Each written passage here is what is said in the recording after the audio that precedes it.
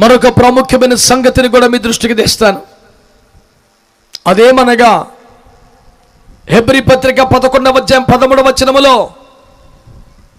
వీరందరూ వాగ్దాన ఫలం అనుభవించకపోయినను దూరము నుండి చూసి వందనమును చేసి ₹1,000,000 మాట విశ్వాసము గలవారు వారై మృతి పొందిరి అనండి. ఆ మాట వాగ్దానాలు పొందామా పొందలేదా, డబ్బులు వచ్చినాయా రాలేదా, తిండి తిన్నామా లేదా, ఆస్తులు కూడబెట్టామా కోల్పోయామా, ఇదంతా సండే స్కూల్ తీసేయి. చనిపోయే నాటికి విశ్వాసము గలవారమై మృతి పొందామా, విశ్వాసమును కోల్పోయి మృతి పొందామన్నదే ₹1,000,000. ఎన్నో చూసావు చేసావు. ఆడెవడో బైబిల్ కాలేజీకి వెళ్ళి 3 సంవత్సరాలు వాక్యాలు నేర్చుకుంటే బుర్ర తిరిగిపోయి బేబచ్చు అనే సబ్జెక్ట్ ఉంది బైబిల్లోని, మరో బైబిల్ కాలేజీకి వెళ్ళాడు. మొత్తం 14 బైబిల్ టెలింగ్లు చేసిన తర్వాత మూతికాడు మైకి పెట్టి ఇంటర్వ్యూ చేస్తే అసలు దేవుడు లేడని చెప్పాడు అంటాడు.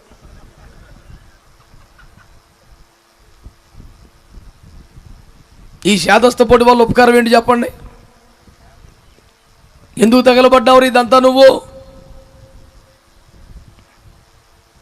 After all my research, I came to know that there is no God. This is just our belief to comfort.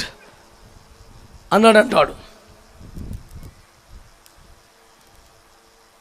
నేను చెప్పాను, సైతానికి దేవుడై కూర్చోవటం వల్ల నీకు మర్మం బయలుపరచబడిందిరా. నెత్తి మీద ఆడు కూర్చున్నాను నీకు.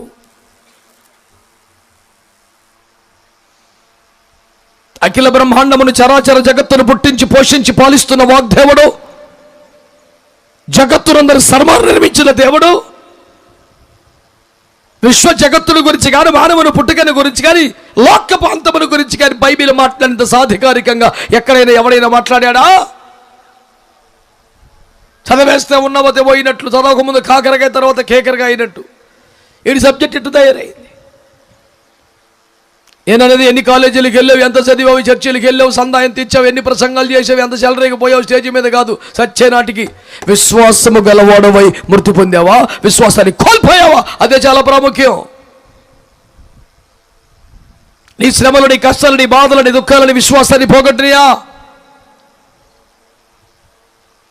పౌలు గారు ఏమన్నాడు తన సాక్ష్యంలో?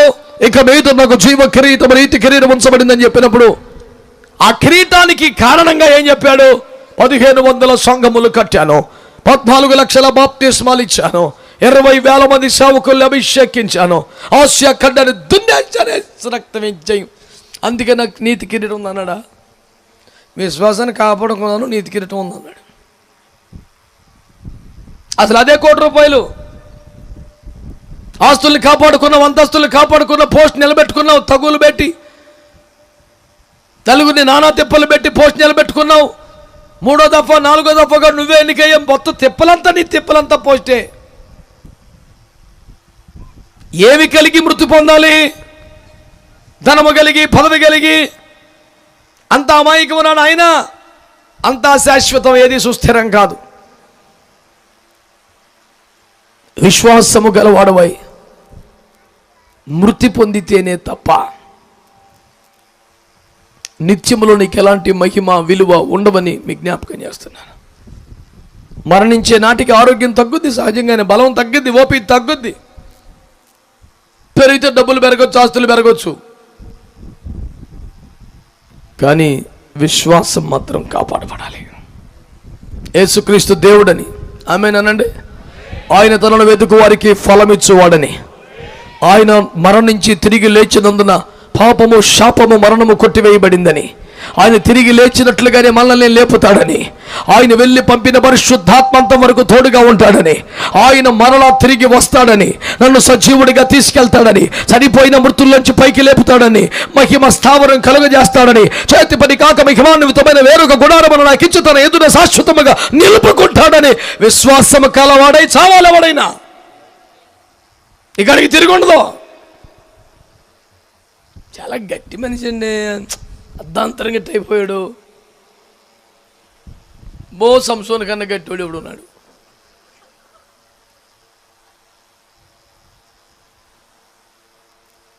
అంతా ఒట్టే, గట్టేమి లేదు, ఉట్టిదే. నరములు శల్యములను బట్టి మైలతెత్తి ఏమున్నది ఎందుకు గర్వకారణం అన్నాడు ఒక ఈశ్వరుడు. నరములు ఎముకలు కలిగిన మైలతెత్తి అంటే మురికి సంచి ఈ దేహం. కాకపోతే ముప్పొద్దుల స్నానం చేయవలసిన కర్మ ఎందుకు వచ్చింది? మురికి సంచి అవ్వబట్టే కదా. ఎన్ని బోయాలి, ఎన్ని రాయాలి, ఎన్ని తగిలించాలి, దరిద్రం పాడుగాను. ఇది మురికి సంచి కాబట్టే పక్కనోడు ఇబ్బంది పడకుండా మర్యాదలో.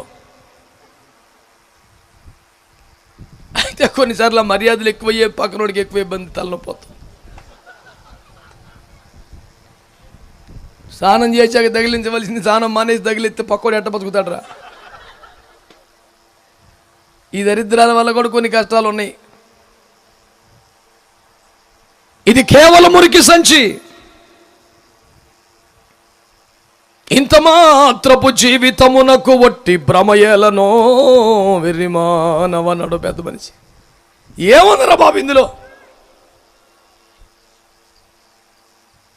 లోపల ఉన్న అసలోడు కానీ వెళ్ళిపోతే పెద్ద ఆయన వీలు పొందుకొని ఏసు రక్తం చేయం.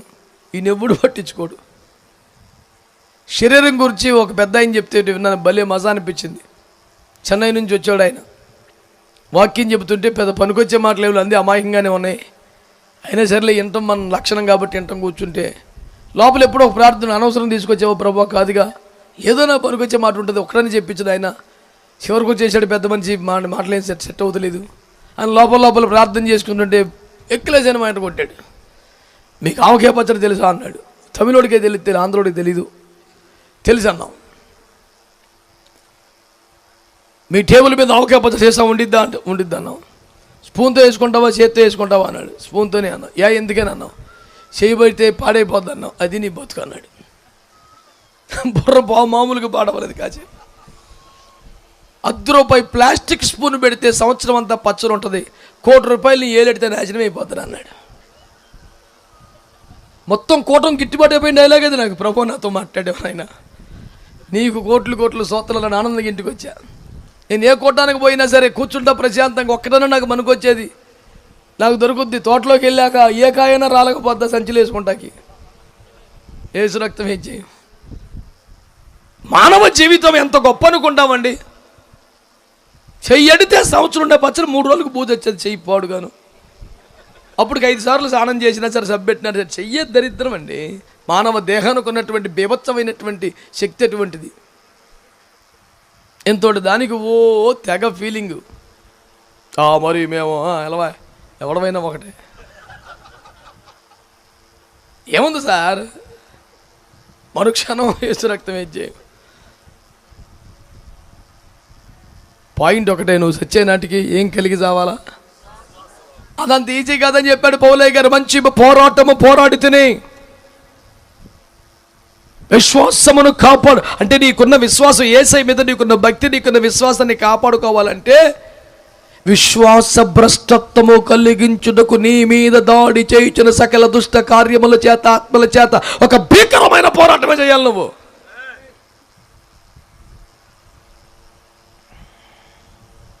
అంత ఈజీ కాదు. వరుస పెట్టి 3 సార్లు నష్టం వచ్చిందనుకో వ్యవసాయంలో, ఇది న్యాయమా ఆ పాట నచ్చుద్ది. కొంచెం దేవుడు భయం ఇంకా మిగిలి ఉందనుకో, ఎన్ని తలచినా ఏది అడిగినా జరిగేది అని నేను ప్రార్థన చేస్తే మరి నువ్వు వింటావా, నీ ఇష్టమే చేస్తావు అనే నిరసన పాట అది. రాసినోడు ఎట్ట పాడి, ఆయన భక్తి వేరు, ఆయన సమర్పణ వేరు. ఈడు పాడే పాట చెప్తున్నాను నేను. ఈడు కడుపు మండితే పాడతలా. ఈడు దేవుని చిత్తానికి అప్పగించుకొని పాడితే నేనెందుకు కాదంట. కడుపు మండిపోయి నిరసనగా పాడుతుంటే కదా వచ్చింది బాధ.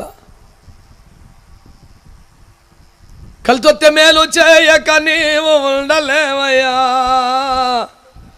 ఎందుకని? మేలు అలవాటు అయిపోయాడు కదా ఈడు. అలా నీ మేలకు అలవాట, మేలుకు అలవాటైన బాబు తట్టు ఉంటుంది. చావైనా, కీడైనా, శ్రమైనా, నిందైనా నా ప్రభుని వదిలిపెట్టిన స్థిర విశ్వాసం ఉన్న రేంజ్ వేరుగా ఉంటుంది. స్తోత్రం చెప్పొచ్చుగా. విశ్వాసాన్ని కాపాడుకోవాలండి, దానికి ఒక పోరాటం అవసరం అండి. శరీరంతో పోరాడాలి. లోకముతోడను నా దేహముతో, లోకముతో దేహముతో, ఆకాశమందలి దుష్టాత్మలతో, పాప శరీరపు ఇచ్చలతోడను భీకర పోరాటం బెదురైనా. ఇన్నిట్లతో చావాలి మనం యుద్ధం. తేరకుంది అండి పరలోకం. ఇడే పోరాడు చేయడు, పాడమంటే పరలోకమో ఎల్లు నీకు ఇచ్చేస్తారు. ఎట్టేస్తారా నీకు? ఎవరికి? సమస్త జనులకు ప్రార్థన మందిరం చర్చి ఇక్కడే. సమస్త జనులకు పరలోక ప్రవేశం ఉండదు. కుదురుకుంటేనే, విశ్వాసం కాపాడుకుంటేనే. ఎన్ని బాధలు వచ్చిన, ఆస్తులు పోయిన, ఆరోగ్యమైన, విశ్వాసాన్ని పోగొట్టుకోకుండా కాపాడుకొని బతికితేనే వెళ్తాం అక్కడికి.